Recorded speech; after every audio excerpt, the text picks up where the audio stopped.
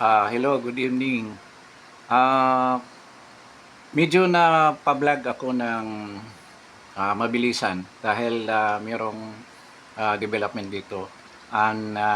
Parang breaking news ito. Siguro alam na ninyo na si BP Inday pumunta doon kahapon sa kay Attorney Lopez para nga suportahan si Attorney Lopez. Hindi natin alam na hindi pala siya uuwi, na she will continue staying in the House of Representatives. So uh, this is a development dahil hindi natin nakalain na yan ang decision niya. Na talagang uh, titira sa natitira siya sa House of Representatives indefinitely. Ang sabi niya, yung kasi kakatapos lang ng press conference niya kanina, ang sabi niya, ang balak niya sa New Year pa siya uuwi. So, ang ibig sabihin, more than a month pa siya titira sa House of Representatives.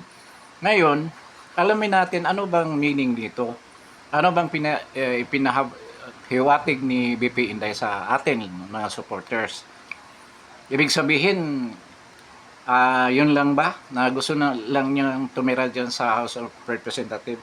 Meron siyang underlying reason. Pero nung tinanong siya kung gusto ba niya na pupunta doon yung mga supporters niya, marami daw tumatawag sa kanya na gustong pupunta dyan. Sabi niya, huwag lang muna. Dahil alam naman niya na mahirap daw ang buhay ngayon, kailangan magtrabaho ng bawat isa, lalo ng mga empleyado, kaya dinidiscourage niya yung pagpupunta doon. Pero kung tayo, seryoso tayo mga supporter ni BP Sara, kailangan suportahan natin siya ngayon. So, ang tanong ko, ito na ba yung panahon na hinantay natin?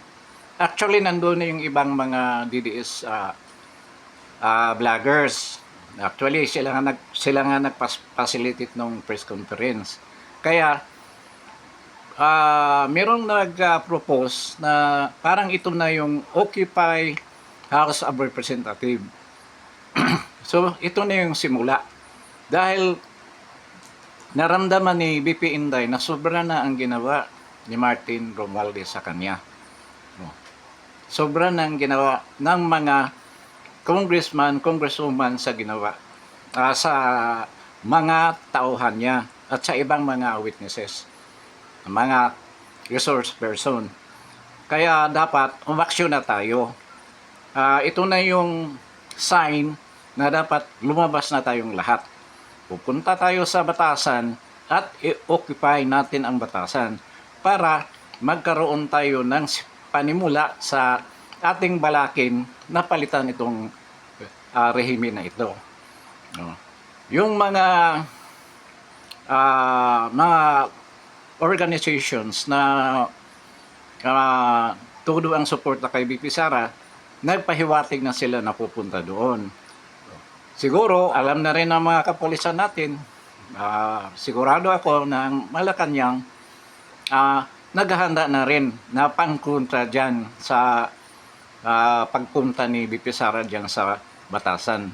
Pero kung marami naman yung mga tao na pupunta doon, siguradong hindi sila makialam kung ano mang gagawin ng mga tao para suportahan si BP Sara. Ngayon, ang lugar na yan nasa batasan, medyo masikip yung lugar.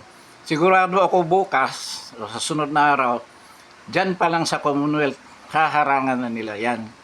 Pero kung tayo, yung mga tao na matagal na nagtatanong kung kailan ba tayo action, para nga simulan na itong desire natin na baguhin ang ating kasaysayan sa pamamagitan ng pagpalit ng rehime na ito. So ito na, Occupy Congress na tayo.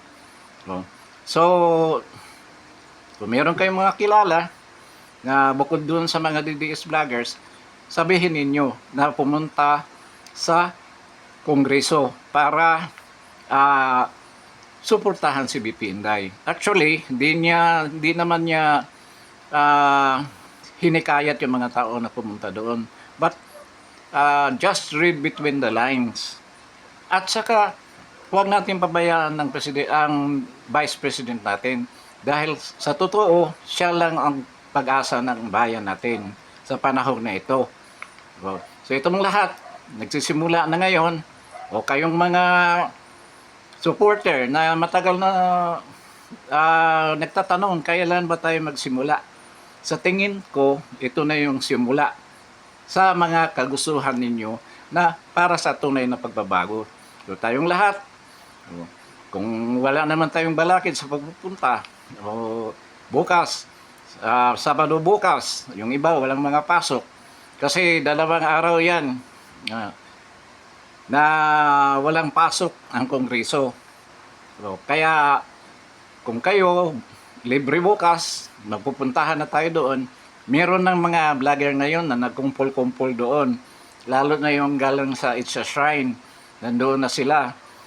Kaya sana may pahiwatig natin sa pamahalaan ngayon nga talagang seryoso tayo sa hangarin natin na baguhin natin ang ating kalagayan ngayon dito sa Pilipinas. So, medyo maiksi lang itong vlog na to para lang doon sa hindi nakakaalam na kailangan ni Vice President Sara ang tulong ninyo, ang suporta ninyo. Ngayon na natin ibuhos lahat. At hindi natin alam kung gagalaw yung ibang sektor ng lipunan natin, yung mga kaparian, yung mga membro ng ibang sekta ng relihiyon, hindi natin alam kung sasama sila. At hinikayat din natin na lahat tayong mga Pilipino dapat suportahan natin ito para ito sa kabutihan ng bansa natin. Ngayon, maraming nagpapahiwatig na mga militar o yung mga miyembro ng non-uniform personnel ng uniform personnel ng Armed Forces of the Philippines na meron silang gusto na suportahan itong action na to.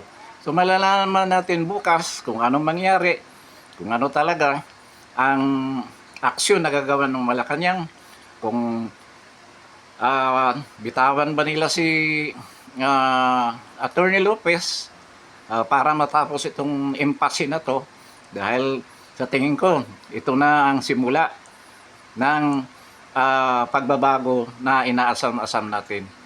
So kung nakikinig kayo, sabihin lang ninyo doon sa mga kaibigan ninyo, kamag-anak ninyo, kung anong nangyari ngayon dito sa Batasan, kung saan nandito ang ating mahal na Vice Presidente. Sarili niya, kinulong niya sa House of Representatives para ipakita na ang injustice na ginawa nila kay Zuleika Lopez, Attorney Zuleika Lopez, na at yung mga iba pang mga tao na inaapi ng husto ng House of Representatives na ang pinuno nila ay yung Panginoon nila na si Martin Romualdez. So, sabihan lang natin lahat ng mga kaibigan natin, kapitbahay, sa pangyayaring ito. Mamaya siguro kung anong development, itong buong magdamag na to, ay papaalam ko rin sa inyo. So maraming salamat sa pagdalo ninyo dito sa channel na to. Yun lang, ito na ang simula at hindi dapat huwag natin sayangin ang pagkakataon na to. Maraming salamat and good evening.